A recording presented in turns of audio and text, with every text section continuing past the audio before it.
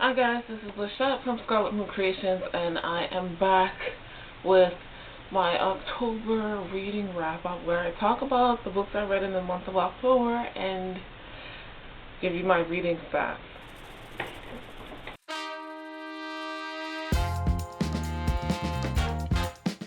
This being my first October recent reads, to give you a clue about how many books I read this month. Not many. Looking back over my spreadsheet and Storygraph, I realized I actually read one more than I thought I did. So, yeah, let's talk about those stats. I read a total of 5 books in the month of October, and that was 1,100 pages. No audiobooks this month. My average rating was a 4.2, and actually I read 2 owned voices books this month, though. So there's that positivity. Let's look at the bright side, right? Now let's talk about the genres. I was attempting to participate in Black Awenathon, and I had wanted to, keyword here being wanted to, participate in other readathons, but I'm lucky I got these 5 books read, to be perfectly honest with you. So the other readathon I really wanted to participate in was also a Black, like, Halloween type thing. So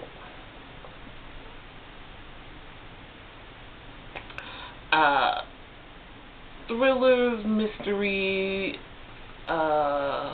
suspense, horror were the name of the game by Black or BIPOC authors even, but that didn't work out too well. Okay, for the genres, I read 2 cozy mysteries, 2 horror, and 1 contemporary romance. Now on to the formats. No audiobooks, since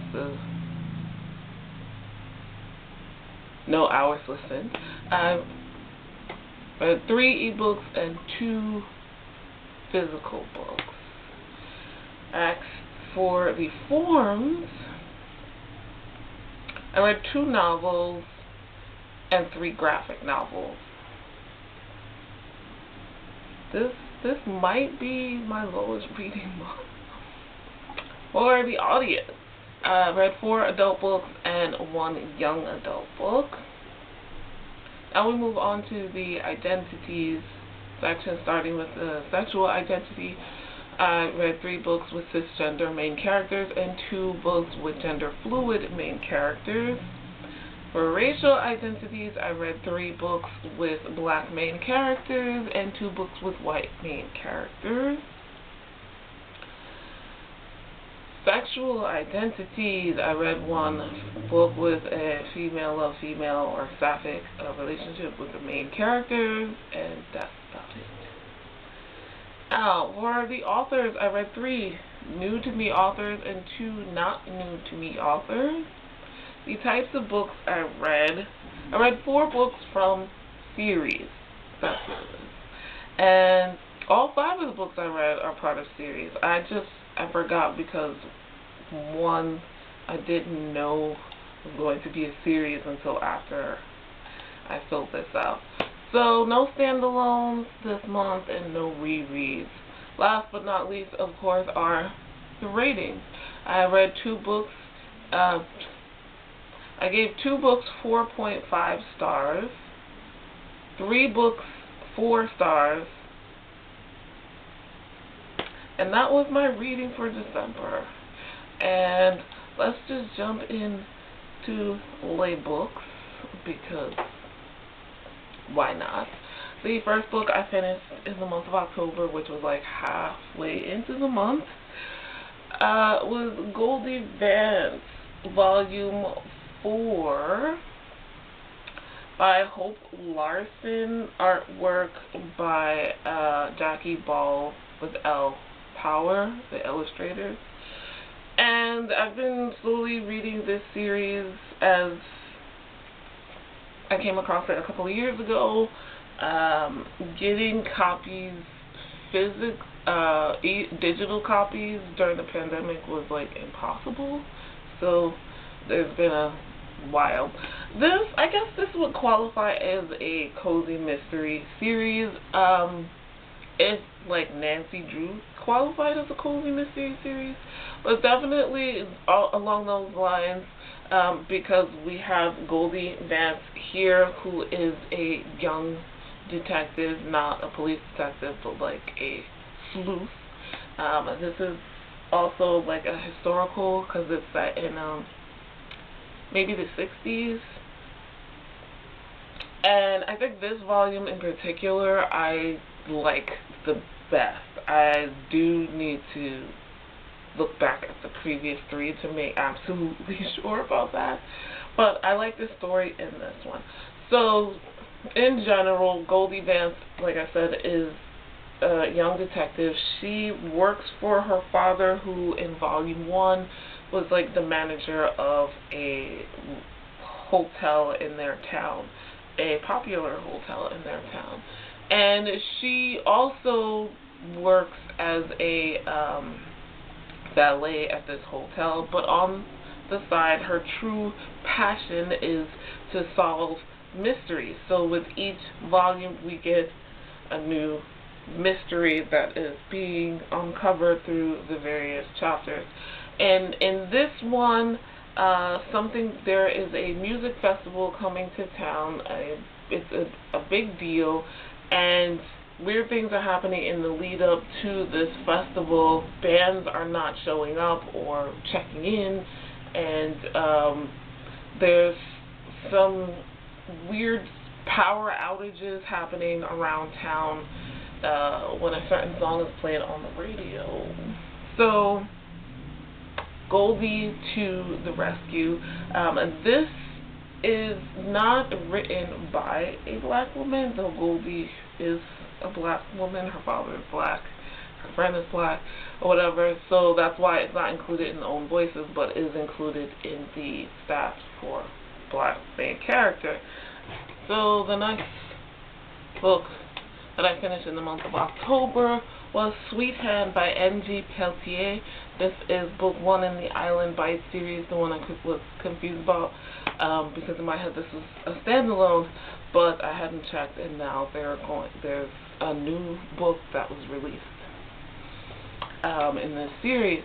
So I've been wanting to read this since last year, but keeping in trend with me, I didn't, because I don't read new releases unless it's from a long-standing series I know I love already.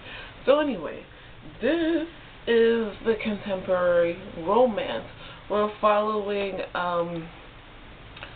Cherise, who is a pastry chef and runs her own business, and Kieran, who is a music producer. So Cherise has used to date a musician, a rapper, I think, and he cheated on her. She found out publicly and then like chewed him out publicly or whatever. She's trying to up her business, and while she got more business while dating him, she's trying to expand on that some more.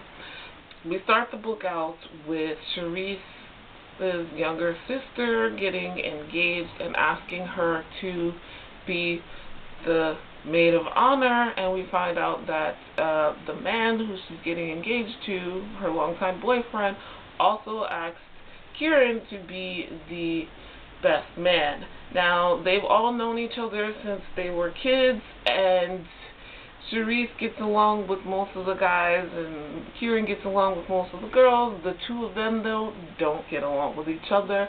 So this is kind of an enemies to lovers, though it's stupid. and childish, which is understandable given their enemyhood started when they were kids. There's just a lot of childhood misunderstandings which make sense, and they don't literally hate each other. This was cute.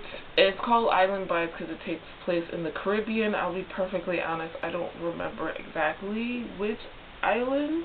Did not enjoy it as much as I wanted to because I was not in a good reading headspace this month. It took me like 3 weeks to read this book, but I kept going back to it because what I did read, I did enjoy. My review here is tainted by my feelings and emotions outside of the book. Should probably attempt to read it again to clarify things, but I do want to read the next book. I believe this is own voices, not only in the fact that MG Peltier is a black person, but also that they are from the Caribbean as well. I like seeing like the music business in its various aspects, seeing what it's like to be a pastry chef and own your own small business. So like not only making the pastries and things, but also the running of the business, administration and promotion and that kind of thing, and it being contemporary, the social media aspect of things helped with the obvious coming third act breakup type thing. Chemistry was there between the two of them from the get-go. There is some LGBT plus rep. Your guy Kieran it's not explicitly stated, but he does say that he was attracted to a male friend of theirs who happens to be gay, but not attracted to him for the longest time. So your man could be bisexual. So there's some bisexy rep, as Mina Reese would say. But the friend group, I love the friend group. That's a friend group I would love to be a part of, and I love my friend group, which I am a part of. So I rated it 4 stars. The next book I finished in the month of October was Lock and Key Collected Edition 1, Welcome to Lovecraft. This is by Joe Hill with Gabriel Rodriguez as an illustrator. This was the first of the October picks for the Realm of Comics book club. We were supposed to read Lock and Key volumes 1 through 6, the collected edition. This is a graphic novel horror book. Ashley was saying how she didn't like the Netflix show, which is an adaptation. She felt it was Disney-fied, so I was like, let me watch that first. I did get through all of season 1 and the first 2 episodes of season 2 before I started reading this. I enjoyed both. Because the foundation of the story is still there. So what is this about? This is about the Locke family who, after the tragic death of the father, moved to his family home in another state called Key House, and they start to find these keys around the house that turned out to be magic keys. And it's mostly the kids who are finding things. They also start to find out things about their dad's past. This is absolutely captivating. I have to say now, though I had plenty of time, I have not finished all 6 volumes. I'm reading volume 5 now as I'm filming this in December. The intrigue has me hooked. Like, I want to know where these keys came from, why they exist, what is the purpose, and like all the details of the dad's past. I have to say, trigger warnings in this for mentions of sexual assault, violence all over the place, death of a family member. Obviously, it's bloody. I wouldn't say gory exactly, but maybe like people's heads get cut off, people get shot, people get stabbed. There's knockdown, drag out fights with women, with children. There's manipulation and gaslighting as well. Gender fluidity is a thing in this series.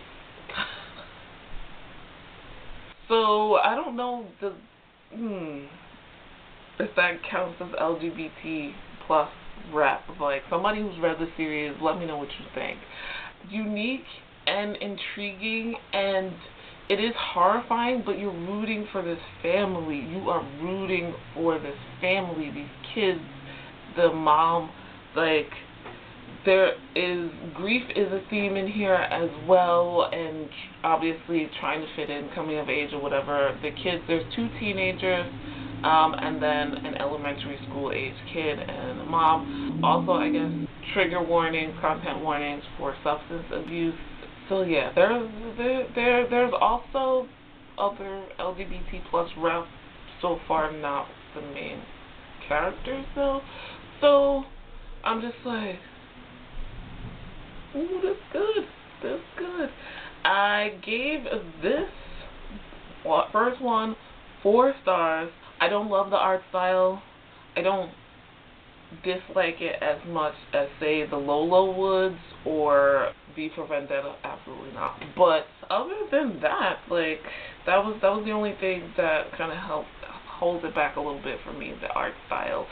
I wasn't sure where this was going though, so I kind of rated it a little bit low as far as things making sense with the first volume. The next book I finished was The Company You Keep. This is by Angela Henry, and this is a cozy mystery. Again, I had looked up a bunch of books. I had a whole, like, low-key TBR I didn't share with anyone with regards to Black Readathon and the other readathons, and I looked up cozy mysteries by Black authors, and I came across this on a website. I'll link down in the description below, and it sounded interesting, so I went with it because why not? This is book 1 in the Kendra Clayton mystery series. So I've read cozy mysteries before. It's been a while, but none of them have been by BIPOC authors or with BIPOC main characters. We're following Kendra, our main character, who is a part-time waitress and I think like a part-time youth counselor, troubled youth counselor. After an event at the youth center, she works at one of her coworkers and her are waiting for their boyfriend in a parking lot, and he's late. It turns out the boyfriend is a little shady. He kind of uses the woman. Kendra's been trying to convince her friend Bernie to dump this guy. This is like the final straw because he has Bernie's car and he was supposed to pick her up and now he's not, and it's like raining or something. So she's like, that's it. Take me to this place which Bernie owns and is renting to another woman that she suspects her boyfriend is cheating on her with. They go there, and Bernie's car, which he has, is in the parking lot, so she's just like, I'm done. She goes into the house to go confront him. Kendra goes home, only to get a phone call from Bernie, like, oh shit, he's dead. The story unfolds from there. Bernie's like, she didn't kill her boyfriend, even though he's at this other woman's house. Kendra decides to try to figure out what happened. Now, for the first half of the book, I'm like, okay, right? Human beings are nosy, myself included. Your friend is accused of murdering someone, you want to know what's going on. You want to be kept abreast, especially since you too were found at the murder scene by the cops. The female cop was really abrasive and rude for not enough reason to me. That's just me, right? But we're seeing this from Kendra's point of view, so who knows? Kendra, like, would ask questions of Bernie, and, you know, if someone was telling her gossip they heard around the way, it was the people involved in this situation, she would be all up in the bit like, oh yeah, tell me more. But it's like halfway through when she started to go into what I think of as stupid white girl action. Why are you going places by yourself where you suspect someone, the murderer, is? Why are you visiting random strangers that you don't know? Why are you calling people you don't know to try to manipulate them into giving information? That's not going to work out for you, especially as a black woman. I will say, I think the ending, it all added up in the end, but I don't feel like there were enough clues throughout the story to lead to this. It was just like, oh, really? Okay. So I think as a reader that made it a little less believable. The other big thing about this, and I talk about it as I go through in the reading vlog I have for this, but it took me a while to realize, because nothing I had seen said that this was set in the past. This is like set during the 90s, maybe the 80s. It started to hit me later on, I'm like, no one has a cell phone. And the thing is, there's some places where they're not as relied upon, like, there are certain people who don't feel the need to be on their cell phone. They don't really use social media like that or whatever. So it wasn't a big deal. It just wasn't mentioned. And then I realized when she started getting into situations where, hey, a cell phone will be really handy and there's none around, I was like, damn, she alone. Things like that. And then the way certain people's clothing was described, it wasn't described in the style that I would be like, oh, that's something that was worn like several decades ago. No, it was reminding me of Waiting to Exhale. The way the clothing and cars and things were described, the way they dressed back then, like the suits were boxier, hairstyles and things like that. I was just like, and the boyfriend particularly really stood out to me. I was just like, that sounds like a character that would be in something like Waiting to Exhale. Those 90s black romance movies, or Waiting to Exhale is not a romance movie, but you get what I'm saying? Eric Jerome Dickey wrote this, and then I have to double check, but this was written in 2005. So not written, it might have been contemporary at its time, I guess, because but that's 5 years into the early 2000s versus the 80s or 90s, so, but right now it definitely feels vintagey, so that's FYI. But I didn't hate this. Could have been better. I gave it a 4 stars, so not too bad. The thing I think I liked least was the mystery, actually. The murder mystery. I was just like, can someone please figure out who killed this man? Because it was convoluted. Throwing out everything out of the blue. Like, the kid who showed up with the briefcase and was like, lady, here, like, what was that? I don't know. So I feel like the mystery could have been put together a lot better. Would I read another one? Sure, it's a cozy mystery. It won't kill me. I was looking at my call pile like, really? 4 stars? I guess a low 4 stars. Lastly, the other physical book that I read in the month of October was Lock and Key Volume 2 of the collected edition, Head Game.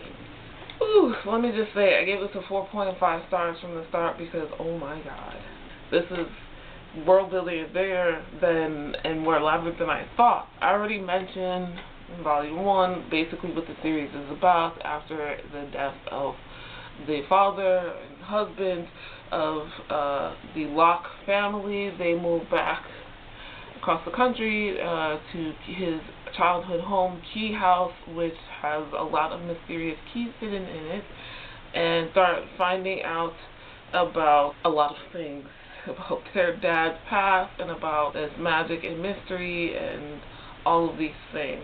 Trigger warning that I mentioned before still apply. This really solidified my love and overprotectiveness of this family in this one.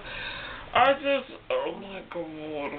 Like, I can't even say anything because spoilers, but Head Games is right. I think in this one, more than the previous one, as far as the TV show goes, the order of events unfolding is a lot different than what I've seen so far.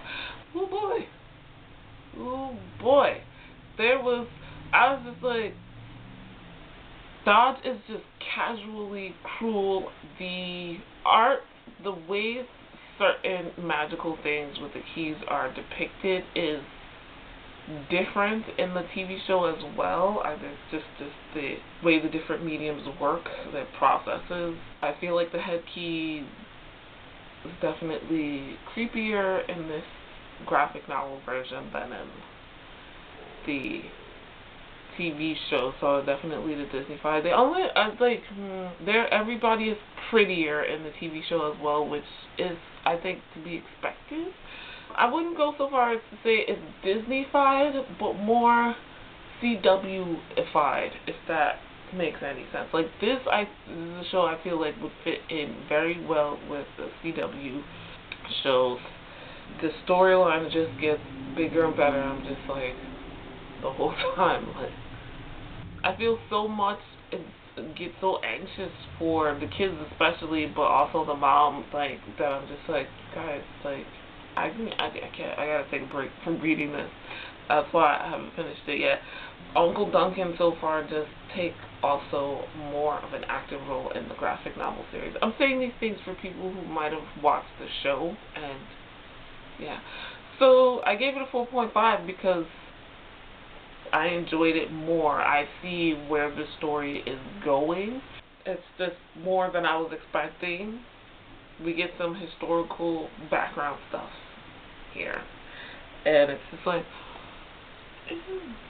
so those were the 5 books I read in the month of October. Let me know what you read. I know it's coming late. So talk about what series you read, period, that you really enjoyed. Have you read Lock and Key or any of these books that I've mentioned? What do you think? Have you watched the Lock and Key TV show? I believe there's only 2 seasons up right now, so definitely looking forward to watching more of it. And guys, like this video if you liked it, subscribe if you are new, hit the notification bell so you know when the next video is coming out. Again, this is a Vlogmas video, so there'll be another one very soon. Leave a key emoji for Lock and Key if you made it this far and you want to support my channel. Also share with your friends and family this video to help my channel grow. Links in the description to all of my social media accounts if you want to follow me anywhere else, as well as my Storygraph and Goodreads accounts, and my Etsy shop, which offers a 10% off discount code to my YouTube followers. So check that out, because I make all natural bath and body products, including gift sets for the holiday season and for witchy and mundane purposes. But guys, thank you so much for watching. I'll see you in the next video. Bye.